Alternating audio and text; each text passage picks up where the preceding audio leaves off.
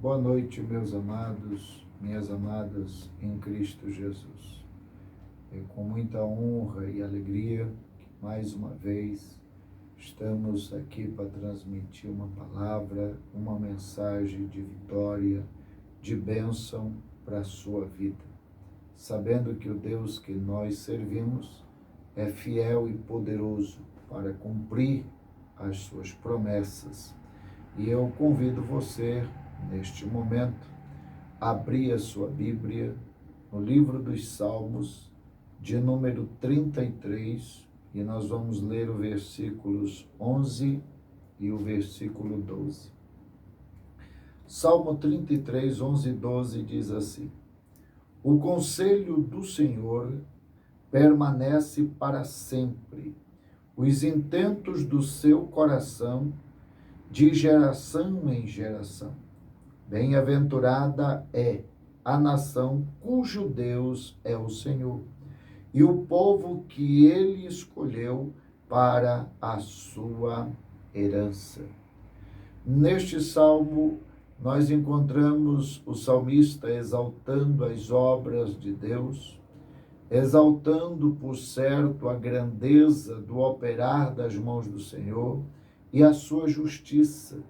E, sobretudo, ele reconhecendo que os planos de Deus, que o projeto de Deus, em nenhum momento é frustrado, nenhum momento deixa de se cumprir. O que Deus, por certo, declarou ou projetou, vai acontecer, vai se cumprir cabalmente. Por isso, então, o salmista, ele diz que, por certo, o conselho do Senhor permanecerá para sempre. E os seus desejos que estão no coração de Deus, nos planos de Deus, nos projetos de Deus, são de geração em geração. Vai alcançar todas as gerações até o fim. Por isso ele diz que bem-aventurada é a nação cujo Deus é o Senhor e o povo que Deus escolheu para a sua herança. Quando a nação é de Deus, quando o povo se está debaixo da potente mão de Deus e está deixando Deus reger a sua vida, Deus dominar a sua vida, por certo, esta família, este homem, esta mulher, esta vida é abençoada por Deus. Tudo se realizará segundo os propósitos do Senhor, segundo o que já está registrado em sua palavra. Então, nenhuma bênção registrada na palavra de Deus ficará sem repouso, porque os corações serão terra fértil, serão vidas preparadas para receber esta bênção que vem de Deus. E esta nação será alcançada com o favor de Deus. Não haverá batalha que ela não vai vencer, não haverá guerra que ela não vai sair vitoriosa. Deus vai estar no controle e ela será bem-sucedida. Os seus projetos serão abençoados, porque o Senhor está no domínio de todas as coisas. Por isto, então, eu qualifico esta palavra de Deus à sua vida como conselhos para vencermos em tempo de crise. Por que conselhos? Porque se nós atentarmos para a luz da palavra, que é o nosso Senhor, nosso conselheiro fiel, nós seremos instruídos para vencer. E eu digo a você que compartilha comigo deste momento especial que Deus nos proporciona, que em primeira mão nós precisamos manter-se firmado no Senhor nosso Deus. Nós precisamos, em número 1, primeiro conselho é manter-se firmado no Senhor nosso Deus. Porque se nós formos inseridos no propósito da obediência à palavra de Deus, nós vamos ser bem-sucedidos. A vitória vai estar sobre a nossa vida. E aí eu convido você a abrir a sua Bíblia no livro de 1 Pedro, capítulo 5, e o versículo de número 10. 1 Pedro, capítulo 5, versículo de número 10. Quando nós lemos aqui, 1 Pedro 5, verso de número 10, ele vai nos dizer o seguinte: Louvado seja o nome do Senhor. E o Deus de toda graça, que em Cristo Jesus vos chamou à sua eterna glória, depois de haverdes padecido um pouco, ele mesmo vos aperfeiçoará, confirmará, fortificará e fortalecerá.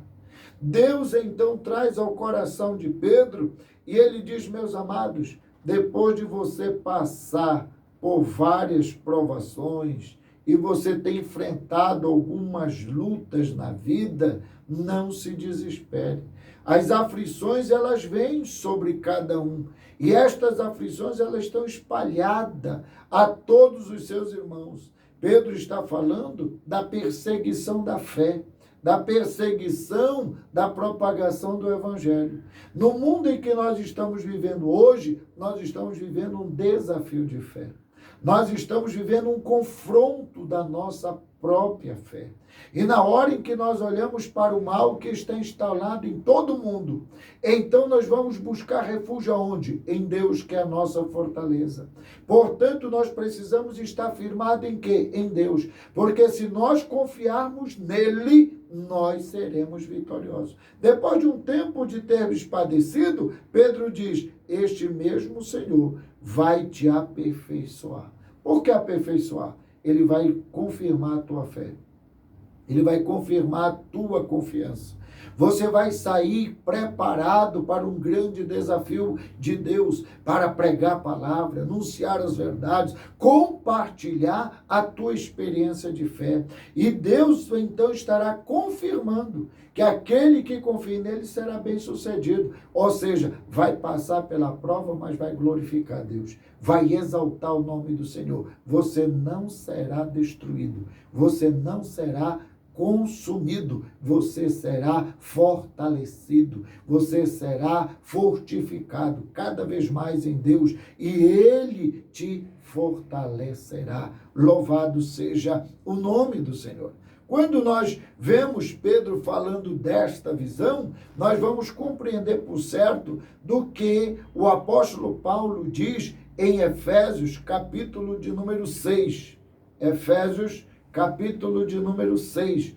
E nós vamos ver aqui em Efésios, capítulo 6, algo bem interessante, porque fala das armaduras de Deus.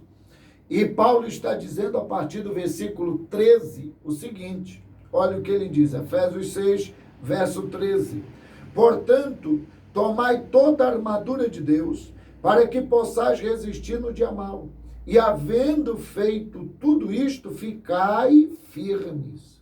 E estáis, pois, firmes, tendo cingido os vossos lombos com a verdade, e vestida a couraça da justiça, e calçado os pés na preparação do evangelho da paz, e tomando sobretudo o escudo da fé, com o qual podereis apagar todos os dardos inflamados do maligno. E tomai também o capacete da salvação e a espada do Espírito, que é a palavra de Deus. Quando Paulo ele diz, olha, meus amados, nós estamos numa guerra. E você precisa estar firme no Senhor. Ou seja, se você está firme em Deus, você vai demonstrar isso como? Firmando-se no conhecimento da verdade e submetendo a ela, cingindo o seu lombo, ou seja, colocando o peso da palavra sobre você. Se submetendo às ordens de Deus, aos mandamentos de Deus, à lei de Deus, os estatutos de Deus. Na hora em que você se submete às verdades da palavra de Deus, os seus caminhos estarão sendo direcionados pelo Senhor. Porque ele diz, calçai os pés na preparação do evangelho da paz. E desta forma, você vai viver a completude da fé, porque você vai tomar o escudo da fé, com o qual você pode apagar todos os dardos inflamados do maligno. E você também vai ter consciência da sua salvação. A sua esperança não vai estar em homens, vai estar em Deus. Na hora em que você toma o capacete da salvação, você está demonstrando que você conhece a verdade de Deus. Então você toma a espada do Espírito, que é a palavra de Deus. E aí você vai vencer todas as batalhas no nome do Senhor Jesus. Seja qual for a guerra que está instaurada, o Senhor Deus está te capacitando com as armaduras espirituais para você vencer no nome de Jesus. O segundo conselho que devemos então colocar em prática é nós lutarmos para manter cada dia fiel à unidade de Deus. Nós precisamos cada dia nos mantermos unidos com o Senhor. Se nós queremos vencer, nós vamos trazer para a nossa vida esta vitória, desta intimidade com Deus. E na hora em que nós estamos permanecendo nesta visão, desta intimidade com Deus, desta unidade com Ele, nós vamos estar vendo Ele nos revestir do seu poder, da sua graça, porque nós vamos estar demonstrando que Ele está conosco, que na verdade Ele mora em nós e que nós somos agora templos e morada sua, do seu Santo Espírito, e que nós agora estamos vivendo a bênção da comunhão, porque Ele que está tomando o comando da nossa vida. Louvado seja o nome do Senhor. E aí eu convido você a abrir a sua Bíblia comigo no livro de Filipenses, no capítulo 2. Filipenses, capítulo de número 2, e aí você vai ler comigo o versículo de número 5. Filipenses 2, verso de número 5. E aqui Paulo vai nos falar o seguinte. Filipenses capítulo 2, versos 5 a 9. Ele diz assim: de sorte que haja em vós o mesmo sentimento que houve também em Cristo Jesus, que sendo em forma de Deus, não teve por usurpação ser igual a Deus, mas aniquilou-se a si mesmo, tomando a forma de servo, fazendo-se semelhante aos homens. E achando-se na forma de homem, humilhou-se a si mesmo, sendo obediente até morte e morte de cruz, pelo qual também Deus o exaltou sobremaneiramente, que lhe deu um nome que é sobre todo o nome. Você agora guarda a sua unidade com Deus, não para tentar ser Deus, não para poder ocupar o lugar de Deus, mas para você cumprir a vontade do coração de Deus, cumprir o desejo de Deus, cumprir a missão de Deus. Deus está te chamando e você se submetendo a Ele. Aí Deus diz assim: este é o meu servo, ele está lá para manifestar a minha justiça na terra. Ele está em obediência à minha palavra. Então eu vou revestir ele do Espírito. Eu vou revestir ele do meu poder. Eu vou dar ele autoridade. Eu vou dar ele graça. E você vai se sacrificar. Na hora em que você apresenta-se como Jesus, até morte de cruz, você está dizendo: eu acredito no sacrifício da expiação do meu pecado. Eu acredito no sacrifício de Cristo para me remir, para me santificar. E se eu acredito, eu agora estou entregando a minha vida também. Eu vou abrir mão dos meus desejos, vou abrir mão da minha vaidade, vou abrir mão da minha prepotência, vou abrir mão da minha autossuficiência e eu vou me colocar como servo, como aquele que está para cumprir a ordem, como aquele que está para realizar o desejo do meu Senhor e preparar a obra que Ele vai me confiar, que Ele vai me delegar. E nesta hora o Senhor Deus estará sendo glorificado, porque o Senhor vai estar te preparando para vencer as batalhas, para vencer as guerras e o nome do Senhor ser glorificado na sua vida. Ainda, meditando na palavra de Deus, nesta visão, nós voltamos ao livro de Efésios. E agora eu convido você para ir comigo no livro de Efésios, no capítulo de número 4. Quando nós vamos encontrar, louvado seja o nome do Senhor, neste texto de Efésios, capítulo 4, Paulo vai falar a respeito justamente da vontade de Deus, que é aperfeiçoar o seu povo, que é abençoar o seu povo. E para isto, Jesus veio para delegar esta vitória. E então, ele fala em Efésios 4, e nós vamos ler do verso 1. E ele diz assim: rogo-vos, pois eu, o preso do Senhor, que andeis como é digno da vocação com que foste chamado, com toda humildade, mansidão, com longanimidade, suportando-vos uns aos outros em amor, procurando guardar a unidade do Espírito pelo vínculo da paz. Há um só Deus e um só Espírito, como também foste chamado em uma só esperança da vossa vocação. Um só Senhor, uma só fé, um só batismo, um só Deus e Pai de todos, o qual é sobre todos e por todos e em todos. Mas a graça foi dada a cada um de nós segundo a medida do dom de Cristo.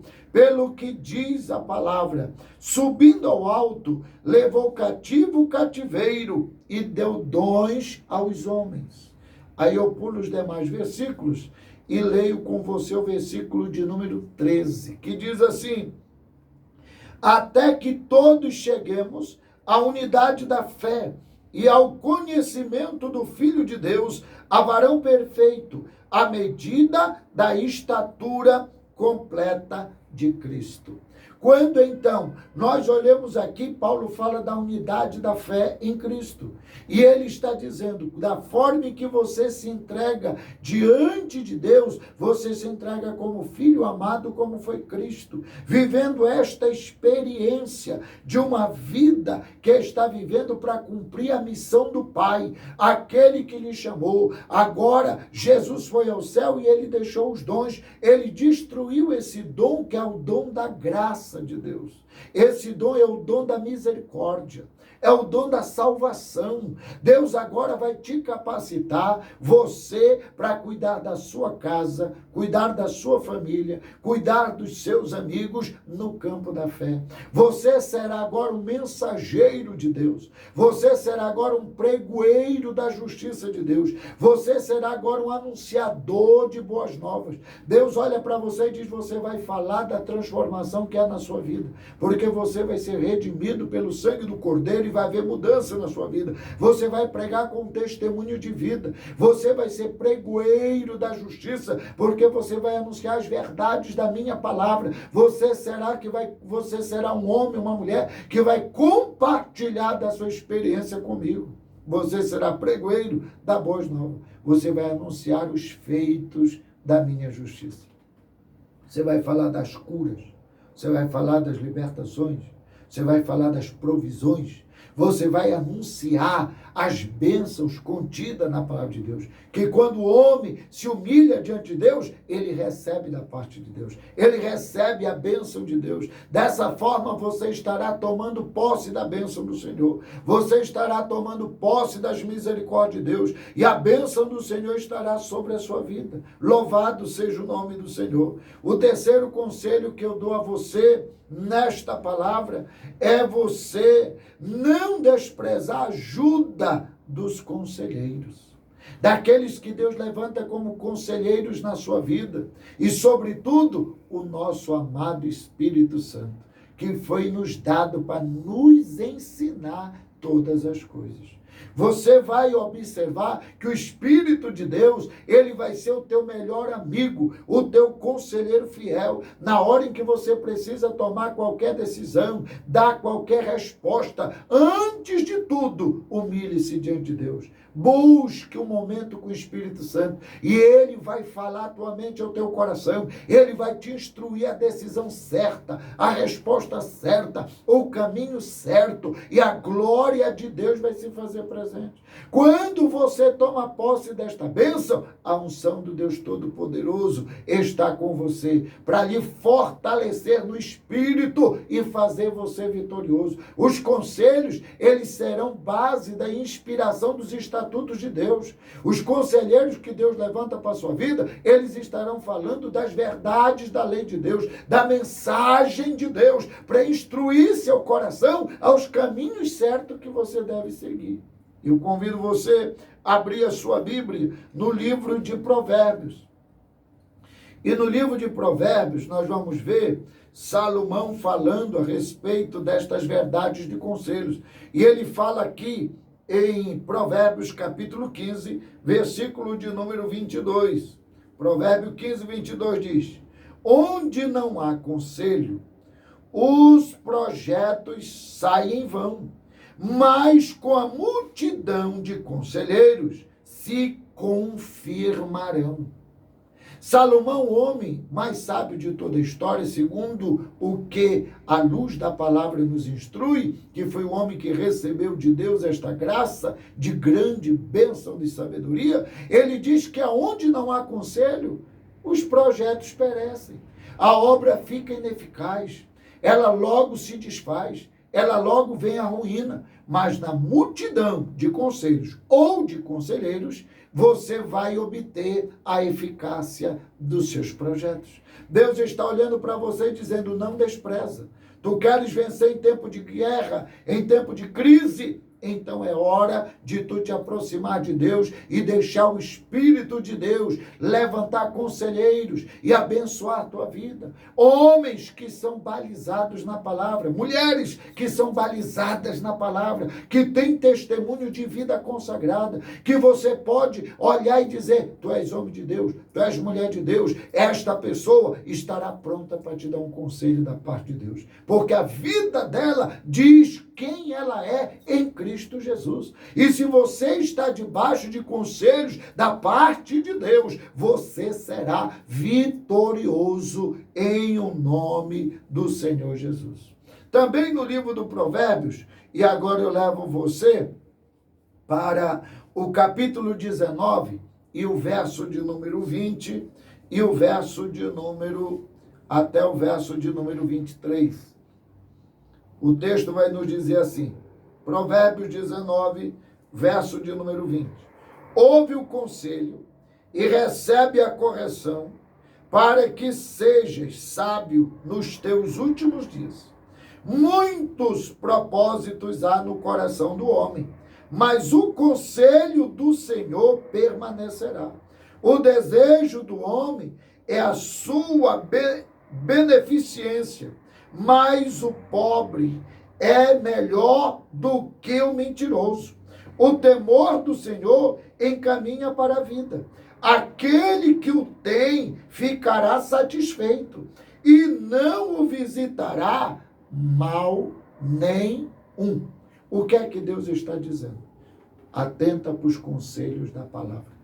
Porque ainda que o teu coração tenha vasto conhecimento de muitas áreas, mas o Senhor é o que vai suceder o conselho correto para te vencer a crise, para te vencer a batalha, para te vencer a guerra. Talvez a minha e a tua sabedoria, ou a sua sabedoria, queridos irmãos em Cristo Jesus, irmãos amados do Senhor, não é o suficiente para nós vencermos. Mas o Senhor sabe o caminho certo, a instrução certa, e Ele vai guiar você, e o nome do Senhor vai ser exaltado. Aí você vai ver que nos conselhos haverá vitória da parte de Deus. Também é necessário, queridos, que em quarto lugar, você manter sempre o espírito de alegria e de louvor. Você precisa, no tempo de crise, não se desesperar, não colocar a mão na cabeça como aqueles que não têm esperança, mas você precisa manter a sua postura de intimidade com Deus, louvar a Deus, bendizer o nome de Deus e buscar de Deus entender o que Deus quer com toda esta pandemia, com todo este sofrimento que está no mundo. O que é que Deus quer falar? O que é que Deus quer direcionar? Qual é a mensagem que Deus quer entregar? Qual é o direcionamento que Deus tem? E aí você vai receber da parte do Senhor nosso Deus. Abra sua Bíblia comigo no livro de Romanos. Né? Livro de Romanos, e nós vamos ler no capítulo de número 15. Ou melhor, capítulo de número 14. E o versículo de número 17 a 19. E o texto vai dizer assim, Romanos 14, versículo 17, diz assim, porque o reino de Deus não é comida nem bebida, mas justiça, paz e alegria no Espírito Santo. Porque quem isto serve a Cristo, agradável é a Deus e aceito aos homens. Sigamos, pois, as coisas que servem para a paz e para a edificação de uns para com os outros. Louvado seja o nome do Senhor. Deus hoje olha para você e diz assim: eu quero que tu entenda que o júbilo que eu quero que tu demonstre não é aquela alegria momentânea, mas é aquela alegria que vem da alma, do espírito, da convicção de fé. E você vai compartilhar isso de forma agradável. Não vem das bebidas, não vem das farras. Quantas pessoas dizem assim: eu estou angustiado, eu estou aflito, então eu estou desesperado, eu estou em época de luta, de guerra, de crise, eu vou tomar ali uma bebida. E aí ele bebe, logo depois vem a ressaca, logo depois vem os prejuízos, porque ele gastou dinheiro que deveria pagar um determinado compromisso, e aumenta a sua dor. Mas quando ele olha para a instrução da palavra de Deus, a alegria não está no comer, porque comer é muito bom, por sinal eu gosto muito, e é algo que a gente degusta com muita alegria, principalmente uma carnezinha gorda, a gente assa ela de brasa, como diz aqui em Minas, queima essa carne e essa gordurinha alegra, né? E a gente come com muito sabor, mas isso não é o que Deus tem preparado. No reino de Deus, a verdadeira alegria, ela vem do que apraz a vontade de Deus, do servir a Deus, do engrandecer o nome de Deus, no aplicar-se à vontade de Deus. E aí Deus vai olhar e vai dizer: na hora da luta, canta, jubila, serve a Deus, porque você vai ver que nestes louvores que você vai cantar, nestas palavras que você vai meditar, nestes salmos que você vai, louvado seja o nome do Senhor, dedicar, Deus vai estar presente e o nome dele será glorificado na sua vida. Também você precisa manter-se em santidade e inteira integridade com Deus. Muitos estão viajando no mundo da perdição, mas Deus nos chama ao centro da sua vontade, ao centro do seu querer. E ele diz que nós precisamos cada dia andarmos na presença dele de uma forma gloriosa, glorificando a Deus com um sorriso que sobressai da alegria de termos comunhão com o Senhor, e não daquilo que vem para satisfazer momentaneamente a nossa carne. Então a santidade e a integridade são caminhos que levarão você a ter o sucesso da vida, a ter a vitória, porque Deus vai mandar o socorro, vai mandar o brado da solução. 2 Coríntios, no capítulo de número 7, louvado seja o nome do Senhor, você vai encontrar aqui o seguinte: 2 Coríntios, capítulo de número 7, verso 1. Ele diz assim: ora, amados, pois que temos tais promessas, purifiquemo-nos de toda a imundícia da carne e do espírito, aperfeiçoando-nos a santidade no temor de Deus. Quando Paulo diz, meus amados, nós temos tão grandes promessas de Deus, do avivamento, dos dons do Espírito e, sobretudo, a provisão que vem dele para nós e muito mais, de herdarmos uma vida eterna. Então, nós que temos tais promessas, devemos cada dia procurar nos purificar de tudo aquilo que desagrada a Deus, de tudo aquilo que nos afaste da santidade de Deus, de tudo aquilo que pode nos levar a quebrar a intimidade com Deus, para que nós possamos viver uma vida de inteira e perfeita comunhão para a glória e para a honra do nome de Jesus. Também no livro de Filipenses, no capítulo de número 2, nós vamos encontrar, louvado seja o nome do Senhor, Filipenses, capítulo de número 2 e o versículo de número 12. E o texto vai nos dizer o seguinte: De sorte que, meus amados irmãos, como sempre obedecestes, não só na minha presença, mas muito mais agora na minha ausência, assim também operai a vossa salvação com temor e tremor, porque Deus é o que opera em vós, tanto querer como efetuar, segundo a sua boa vontade. Fazei todas as coisas sem murmuração e sem contenda, para que sejais irrepreensíveis e sinceros, filhos de Deus, inculpáveis no meio de uma geração corrompida e perversa, entre a qual resplandeceis como astros no mundo. Paulo agora diz, olha, meus queridos, e ele dizia aos irmãos, porque esta é uma mensagem que ele entrega por carta, e ele diz assim, eu me dirijo a vocês, e eu louvo a Deus pelo testemunho que eu tenho da vossa vida, e eu sei que vocês sempre obedecem a palavra, porque eu vi isso em muitas outras ocasiões. Mas agora é necessário que nesse tempo de dificuldade, nesse tempo de batalha travada, é necessário que você coloque a diligência para o aperfeiçoamento da vossa salvação, com temor e com tremor.